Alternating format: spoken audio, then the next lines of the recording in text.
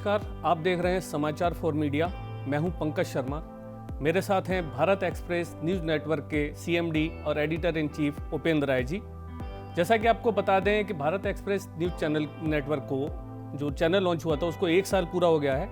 इस 1 साल में अनुभव कैसा रहा, चैनल की लॉन्चिंग के बाद से अब तक क्या परिवर्तन आए हैं, इन्हीं सब बातों पर चर्चा हम आज करेंगे उपेंद्र राय जी से।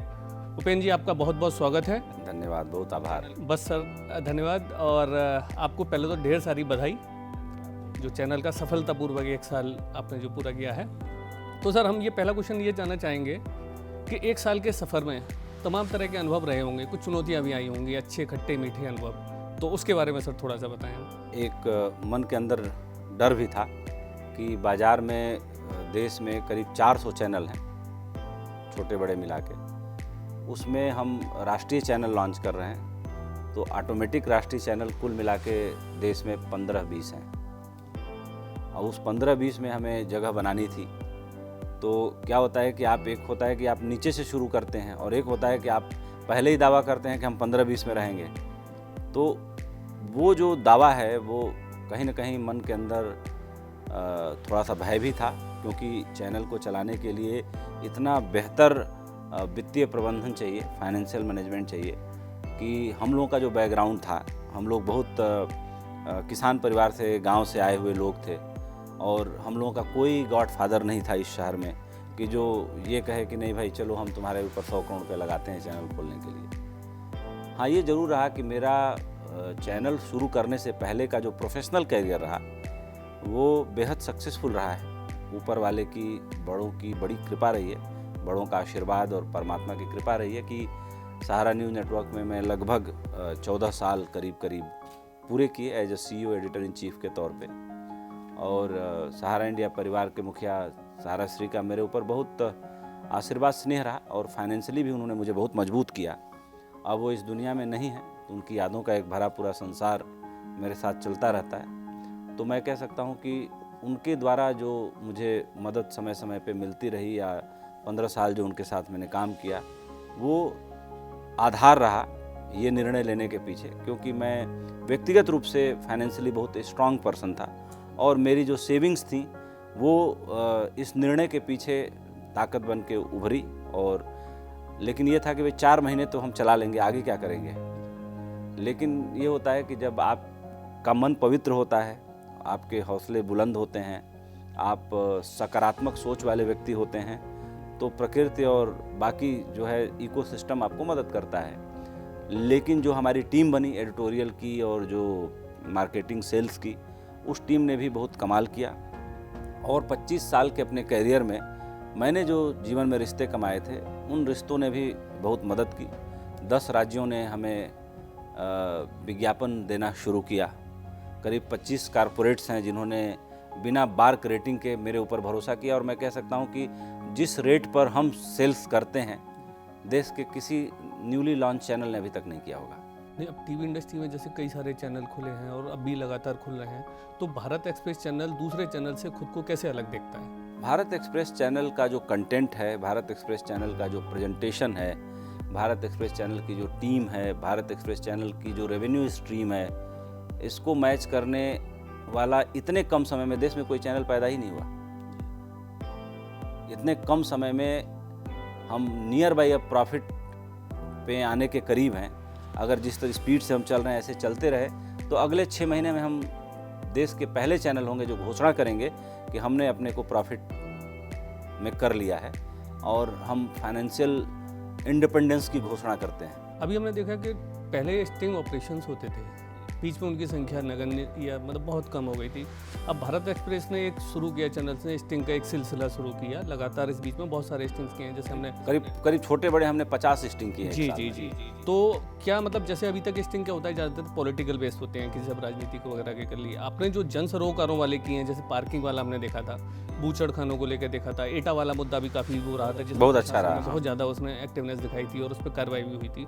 तो आप किस तरह से सामाजिक सरोकारों के मुद्दों को किस तरह से उठा रहे हैं? देखिए, जब हम लोग जर्नलिज्म कर रहे थे, तो एक चीज़ मैंने सीखी थी कि सिर्फ सरकार को क्रिटिसाइज करना ही जर्नलिज्म नहीं है। जर्नलिज्म ये भी है कि समाज में हज़ारों मुद्दे बिखरे पड़े हैं, अब वो कौन से मुद्दे हैं जो हमारे जीवन पे गहरा प्रभाव डालते हैं या सरकार को भी सोचने के लिए मजबूर करते हैं।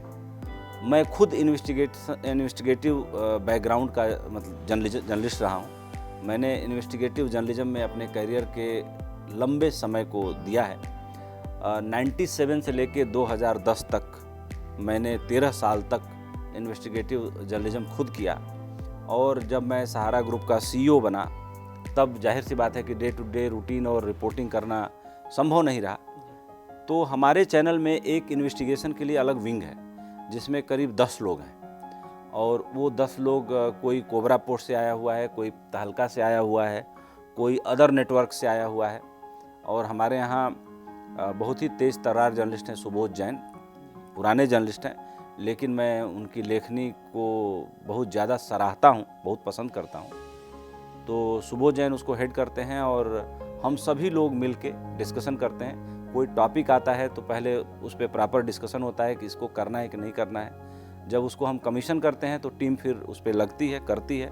और मेरा ये कहना है कि जिस तरीके से आज के डेट में मीडिया भी अलग अलग खेमों में बंट चुका है, वही लेफ्ट विंग राइट विंग तो था ही, लेकिन आजकल XYZ मीडिया भी लोग कहने लगे हैं। कोई गोदी मीडिया कहता है, कोई कुछ कहता है।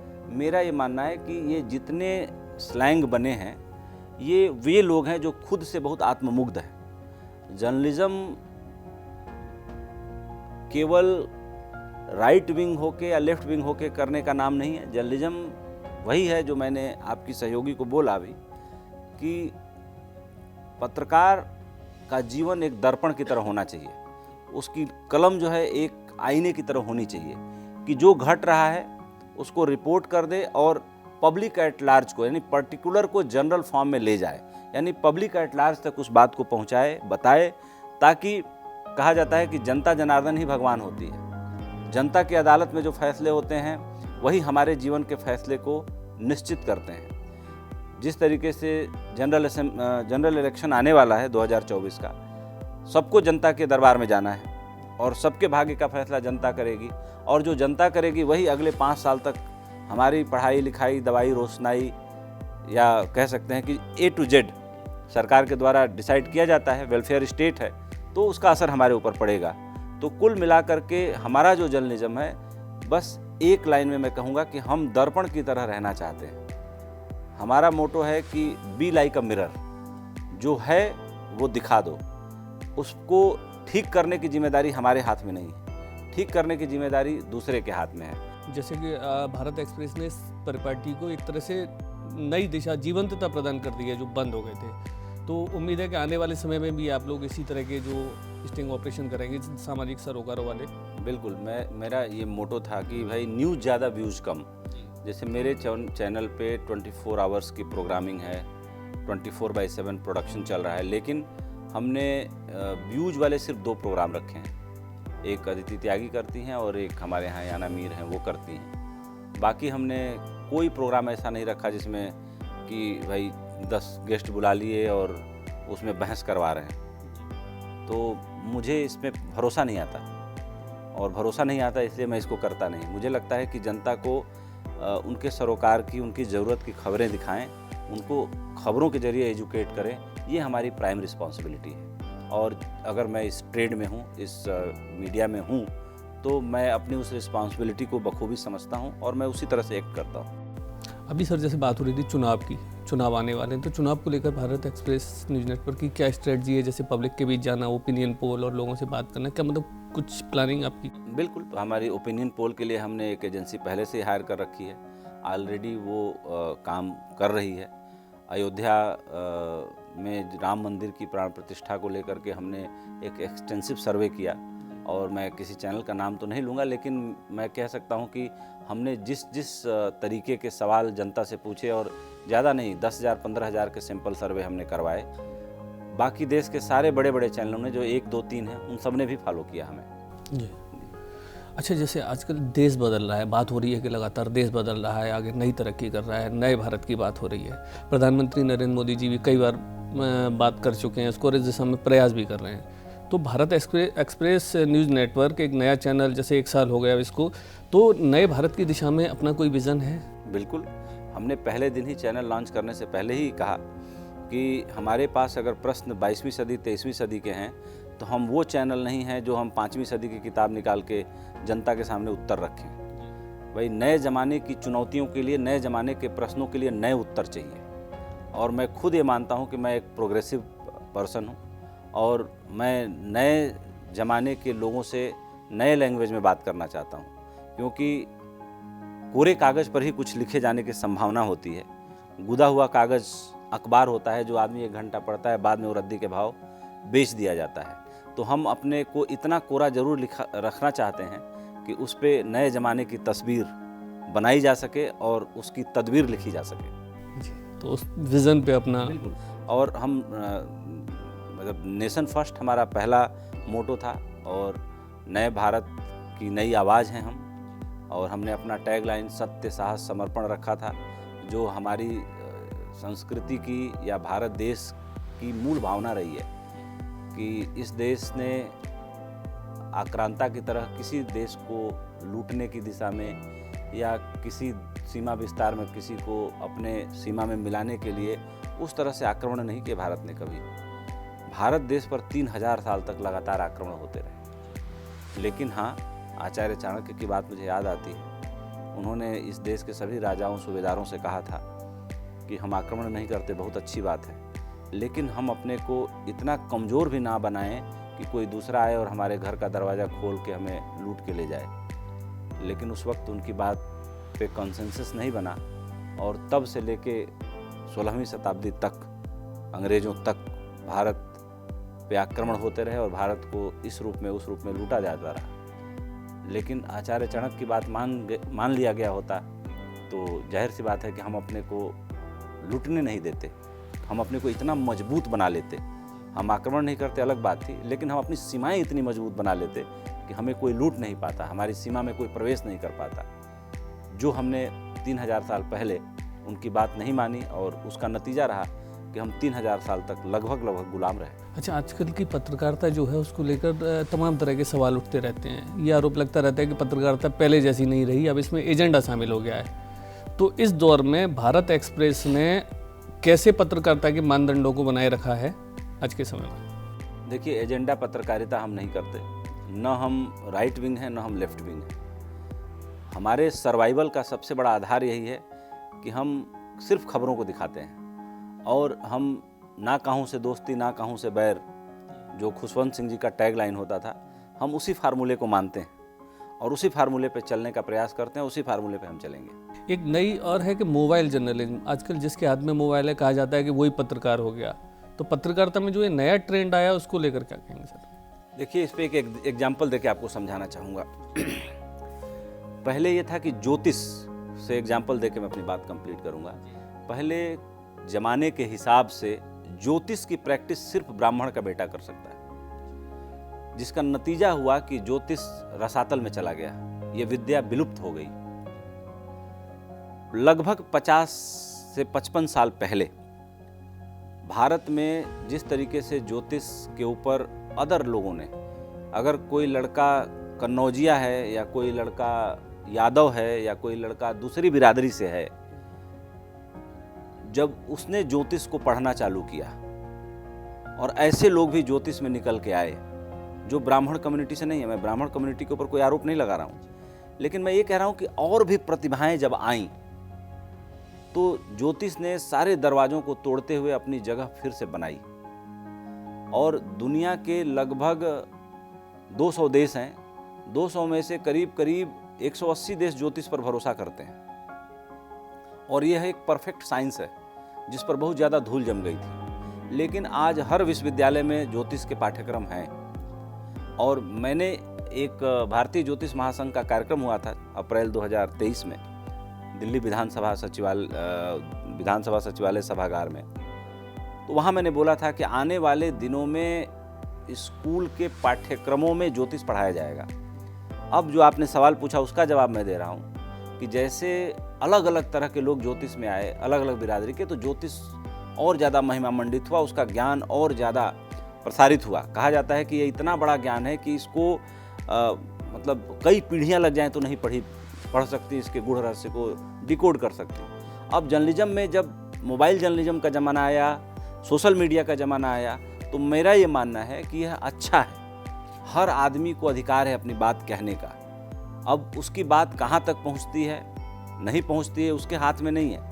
लेकिन कम से कम मैं ये मानता हूँ कि सोशल मीडिया वो मीडिया है जो गाली को भी अडॉप्ट करता है, जो प्रवचन को भी अडॉप्ट करता है, जो योग से लेकर के ज्ञान ध्यान से लेकर के अंतरिक्ष से लेकर के जितनी तरह की बातें हैं आप सोशल मीडिया में, हेल्थ से लेकर के सब कुछ आपको मिलेगा। सोशल मीडिया एक ज्ञान का महासमुद्र बना है और उसके सहभागी यहाँ बैठे हुए हम आप और देश में छोटा से छोटा काम करने वाला और बड़ा से बड़ा काम करने वाला सारे लोग हैं। तो मैं मानता हूँ कि एक अच्छा संकेत है, शुभ संकेत है।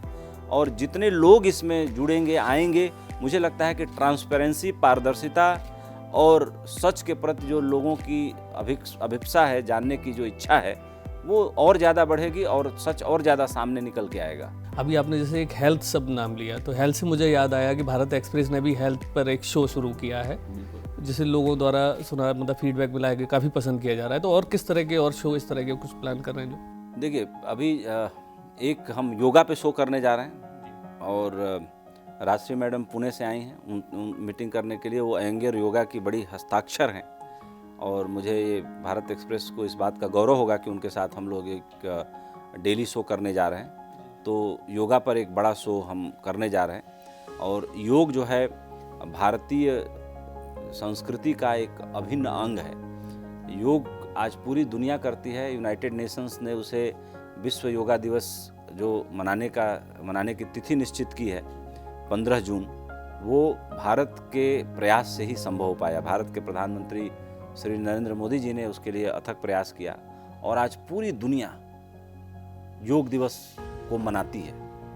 तो मैं योग के बारे में भी कहूँगा कि जिस तरीके से स्वामी रामदेव ने एक पैकेज बनाया योग का, अयंगर साहब ने जिस तरीके से योग पे अपना जीवन समर्पित किया, मुंगेर में जो योगा का स्कूल है, जैसे वहाँ पे लोनावाला में कैवल्य धाम या कोई योगा का सेंटर है वहाँ पे, और जो जागरूकता आई है योग को लेकर के, वो बड़ी कमाल की है। और मेडिकल साइंस भी ये मानता है कि फिट रहने के लिए अपने सर्कैडियम रिदम को फॉलो करना और नेचर के पास रहना, जो योग हमें सिखाता है।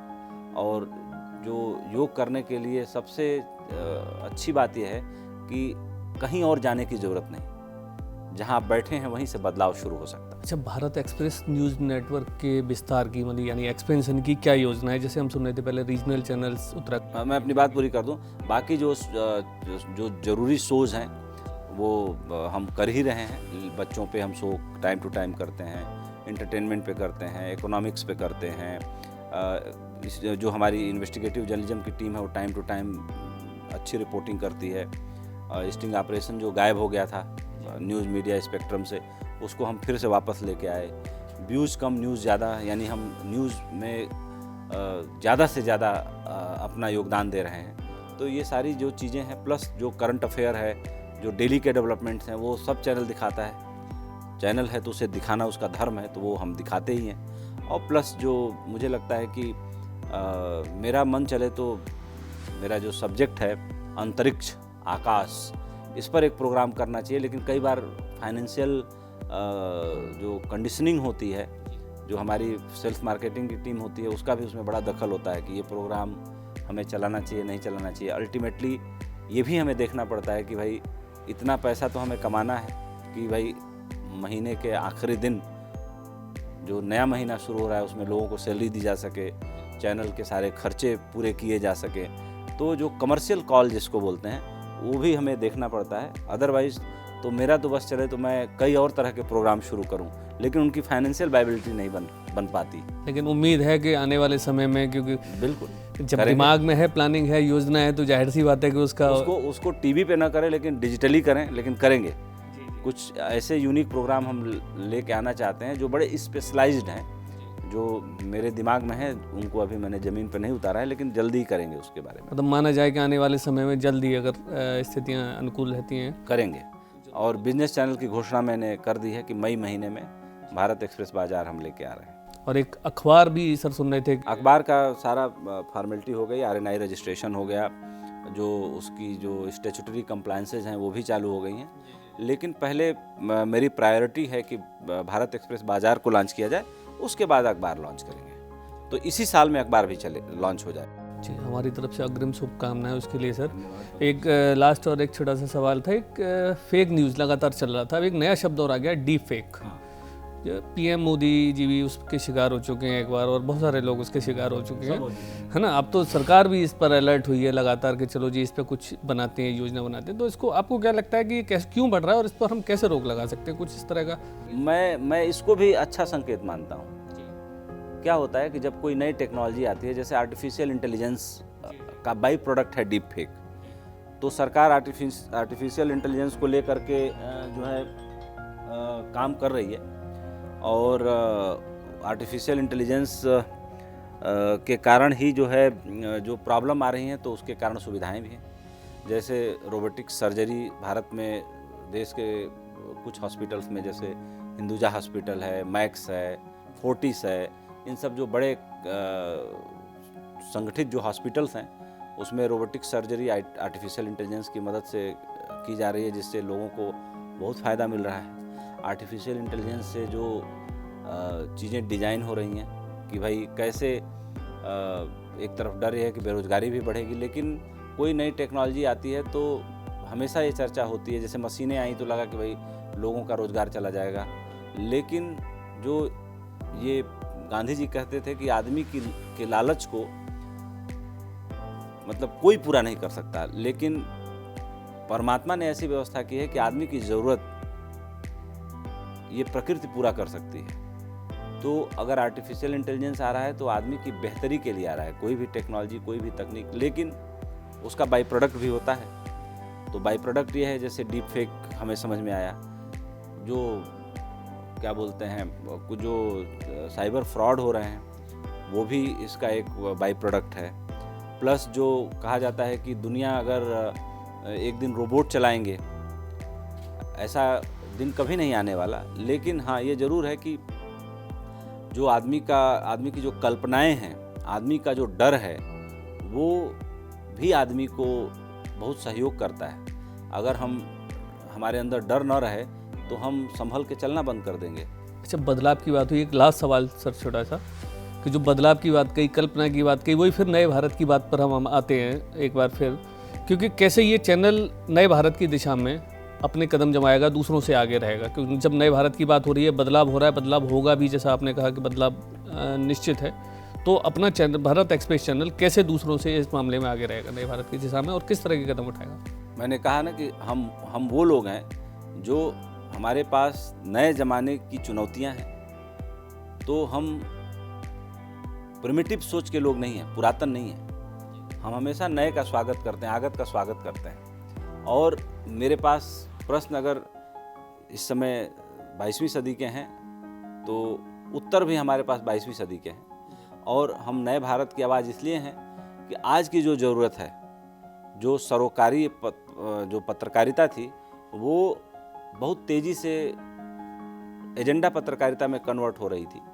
तो कम से कम हमने साल में 50 स्टिंग ऑपरेशन करके आम जनता को सशक्त बनाने की दिशा में काम किया है और सरकार को जगाने का काम किया है। और दूसरी बात कि हम एक साल के सफ़र में, हमें न कोई राइट विंग जर्नलिस्ट कह सकता है, न हमें लेफ्ट विंग जर्नलिस्ट कह सकता है, न हमें कोई गोदी मीडिया कह सकता है। हमने जर्नलिज्म के उन मानकों को हमेशा अपने प्रेजेंटेशन में, अपनी प्रस्तुति में इसका ध्यान रखा। और मुझे लगता है कि भारत सबका है, हम सब भारतवासी हैं, और अगर भारत की बात होगी तो हमारा चैनल सबसे आगे होगा, सबसे पहले होगा।